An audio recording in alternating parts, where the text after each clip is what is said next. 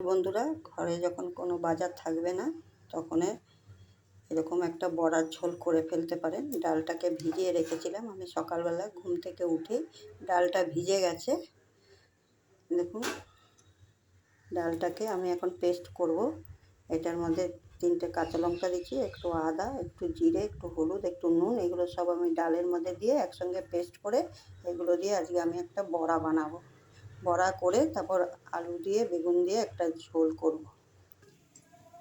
দেখুন বন্ধুরা, আমার ডালটা পেস্ট করে নিয়েছি আর একটু ফেটিয়েও নিয়েছি, যাতে বড়াগুলো, ডালটা ফেটিয়ে নিলে বড়াটা খুব নরম হয় আর খেতেও ভালো লাগে।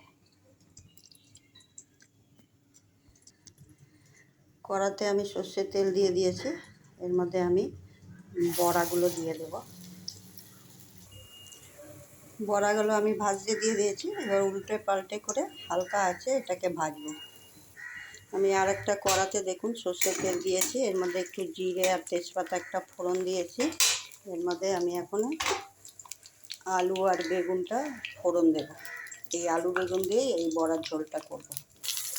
দেখুন, এর মধ্যে আমি আলু বেগুনটা দিয়ে দিয়েছি, এর মধ্যে একটু নুন আর একটু হলুদ দিয়ে দিয়েছি, দিয়ে এবার আলুটা বেগুনটাকে একটু ভাজবো।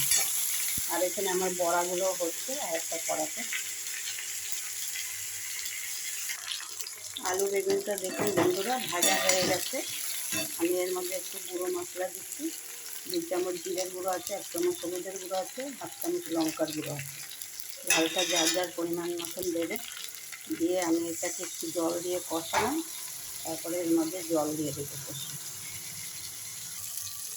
দেখুন, আমার আলু বেগুনটা কষানো হয়ে গেছে মশলা দিয়ে, এর মধ্যে আমি গরম জল একটু ঢেলে দেবো।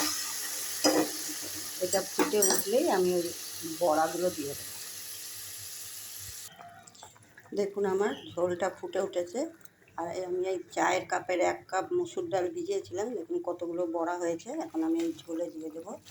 আমি খুব অল্প উপকরণেই রান্নাগুলো দেখাই, যাতে সবাই ঘরেও থাকে সব জিনিস চট করে রান্নাও করতে পারবে।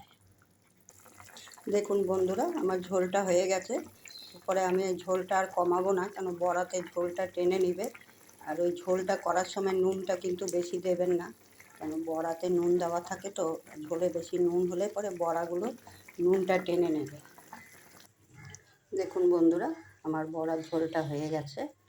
এভাবে রান্না করবেন, দেখবেন খুব খেতেও টেস্ট হয়।